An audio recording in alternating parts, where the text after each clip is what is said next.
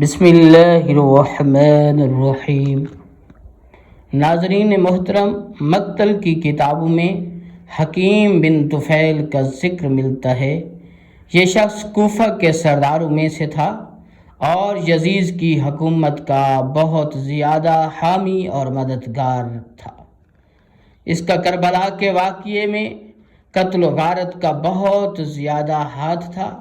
حکیم بن طفیل وہ ملعون شخص ہے جس نے حضرت امام حسین پر تیر اندازی کی تھی اور حضرت عباس کو شہید کیا تھا، اور حضرت عباس کا لباس اور اسلحہ اس ملعون نے لوٹا تھا۔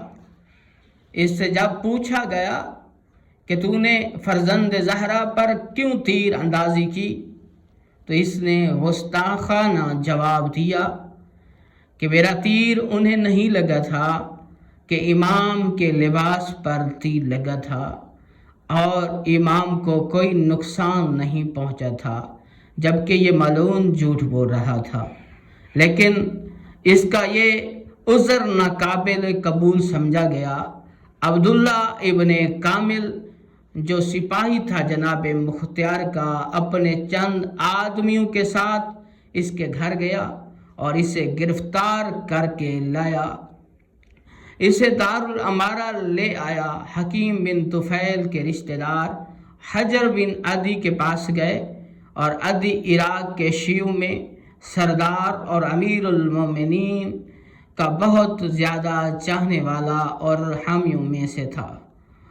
اس کے پاس رشتہ دار آئے، کہا کہ عدی، حکیم بن طفیل کا کربلا میں کوئی کردار نہیں ہے، جاؤ اسے رہا کر کے واپس لاؤ۔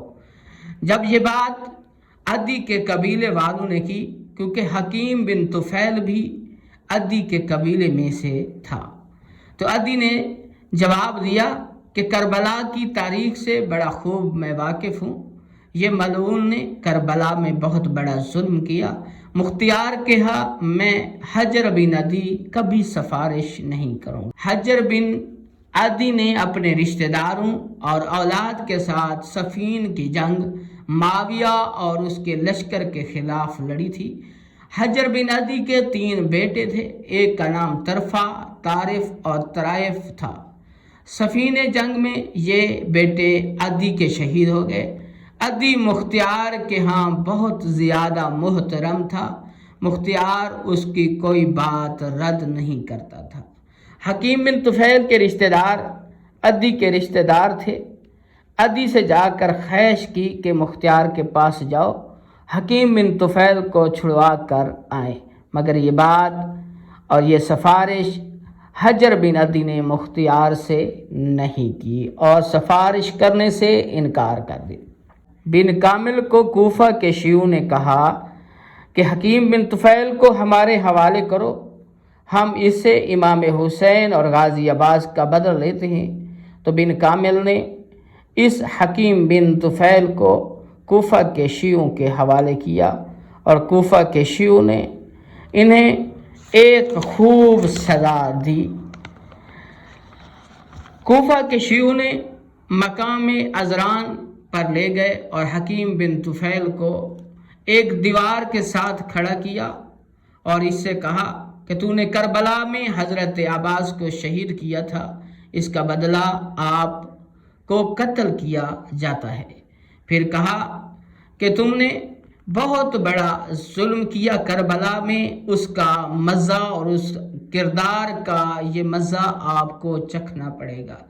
جب حکیم کو کہا گیا کہ تو نے امام حسین پر تیر چلائے، تو حکیم کہنے لگا کہ میں نے امام حسین پر تیر نہیں چلائے، تو میرا تیر امام حسین کو لباس کو لگا تھا۔ تو پھر شیعوں نے کہا، تیار ہو جاؤ، اپنے کردار کی سزا پاؤ۔ تمام لوگوں نے اپنے تیروں کا نشانہ اس کے جسم کو قرار دیا اور تیر مارنے کا حکم دیا اور کہا کہ اب تم اس طرح کی موت کا مزہ چکھو گے کہ جسم پر اتنے تیر مارے گئے، اس ملعون کا جسم سور کے بدن کی طرح ہو گیا۔ یہ کربلا میں یہ ملعون سب سے زیادہ تیر چلانے والا تھا اور امام حسین پر ظلم کرنے والا تھا، غازی عباس کو مارنے والا تھا۔ حکیم بن طفیل تاریخ کے موٹے لفظوں میں اس کا نام رکھا جاتا ہے کیونکہ حکیم بن طفیل کربلا میں بہت بڑا ظالم قرار پایا گیا اور اس کی سزا واصل جہنم ہے، اور کریم خالق اس کو سزا ضرور دے گا۔ جب مختیار ثقفی کی حکومت آئی، حکیم بن طفیل کو مختیار کی حکومت میں گرفتار کیا گیا تو مختیار نے بھی اسے بھاری سزا دی، مگر کافی لوگ اس کی سفارش کرتے رہے کہ مختیار حکیم بن طفیل بے گناہ ہے، لیکن جس طرح کربلا کی تاریخ میں مختیار ثقفی واقف تھا اس طرح کوئی نہیں تھا۔ مختیار ثقفی نے کسی کی سفارش قبول نہ کی۔